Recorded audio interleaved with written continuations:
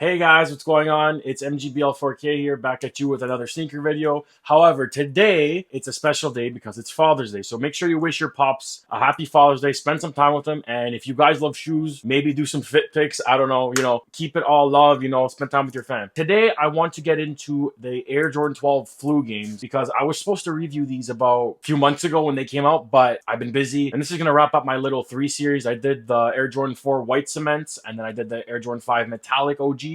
And I'm going to finish them off with this shoe, and then I'll work on getting other shoes in as I go, but I've just been really busy.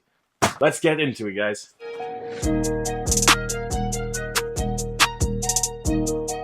Alright guys, first things first that I like to get out of the way is the box. This is a pretty basic box. You got the Nike check mark there.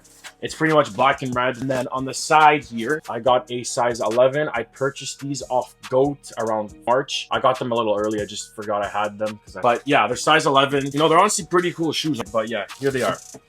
Air Jordan 12 Flu Beans. Look at that. Couple things about this shoe. This shoe was retro 4 times, with the exception of its release in 1997. So a little bit of background story. The shoe is called the flu game because Michael Jordan had a stomach flu, and he was trying to win and stuff, but he came out on top. He was doing his best and he won the game. They're just basically an Air Jordan 12 bred, if you want to call them that, but that's basically where this shoe came from. It was part of the Utah Jazz game back in 97. It's inception of this shoe. So at the back, you got the 23 and you got the Air Jordan at the back, and then this is Rising Sun. So this is a Japanese culture thing. They designed it from the shoe. So the Rising Sun, it's actually very cool. And the thought process that went into this was amazing. It's a really unique type of shoe, and you don't see a lot of these around. So yeah, let's get a 360 view of the shoe. So you got the laces, you got the Jumpman logo there, red, and then if you don't see it, you see these lines, that's part of the Rising Sun art on the shoe. But the bottom of the shoe has is all flat. And then what's cool about these shoes is, I don't know if a lot of people know this, if you're a sneakerhead, you do, it has a carbon fiber shank plate. So near Air Jordan 11 Concords, Tinker Hatfield started implementing carbon fiber. The cool thing about this shoe, starting with the Air Jordan 11s, the Concords, the famous color that completely everyone was after them back in 96, it was crazy. There's a carbon fiber shank plate that makes the shoe extremely light. So Tinker Hatfield was trying to tweak the design a bit, so it's embedded in the sole, and you'll see when you start wearing any Jordan past the 11, it's gonna feel really light, and I like that because you can move, it's mobile. It was designed for the court. Nowadays technology has advanced so much,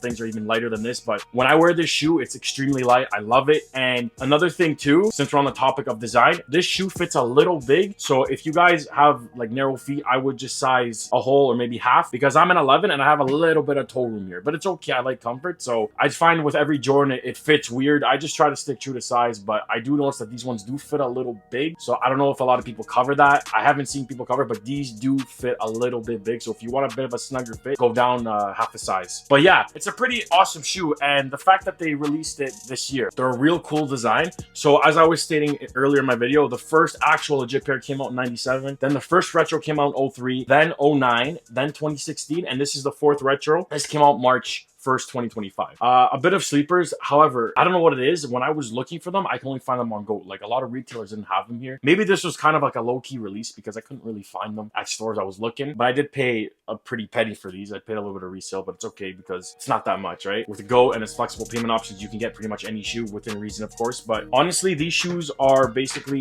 a very nice colorway, and the lacing system is really good too. It's simple. You got these rope laces as well. So essentially, and you got your size tag. Like I said, these are an 11 with good padding. But yeah, these shoes have a lot of history behind them, and if you're a sneakerhead, you already know because this was an OG colorway back then. And I'm gonna tell you a story. I wanted these back in 2016. See, I'm on a mission to collect as much 2016 pairs of shoes as I can, specifically the Jordans. I heard the OG shattered backboards are coming out. Those came out back then. I really want them.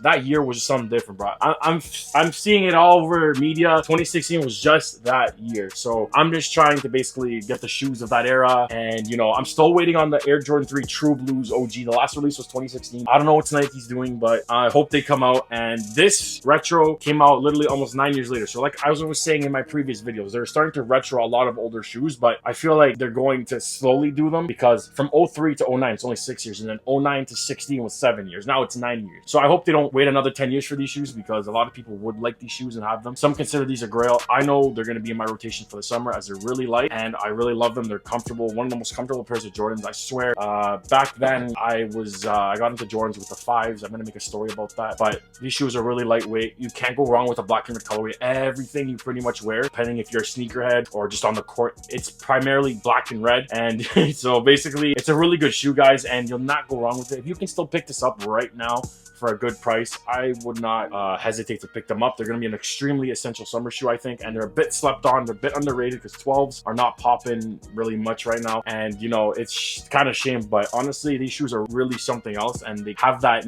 nostalgic factor on it. It was a flu game, Michael Jordan 1. It was the Utah Jazz. You know, it has a lot of history about it, right? I don't just buy shoes because they're Jordans. I buy them because there's history around it, especially with the OG colorways. There's a lot of lore behind all that. So whenever you get a pair of Jordans, if you're just getting in the sneaker game, if this is your first video, go research like from the Jordan 1 to 14. You'll know the whole story of it. Honestly, fascinating. But anyways, guys, with all that said, I hope you have a good Father's Day, and I hope things are good with you. Hopefully, I will come back at you with the shattered backboards. I want to get those shoes. It's literally the first time they're retroing it, so pretty cool. But yeah, guys, anyways, MGBL 4K is out, guys. Once again, enjoy your weekend, pop a beer, have a drink, you know, and if you like sneakers, you can watch anything you want. Go even watch an old game from the 90s. You can probably watch this. Watch the game. Utah Jazz flu games. All right, guys? Anyways, guys, MGBL 4K is out. I'll see you in the next one. Later, guys.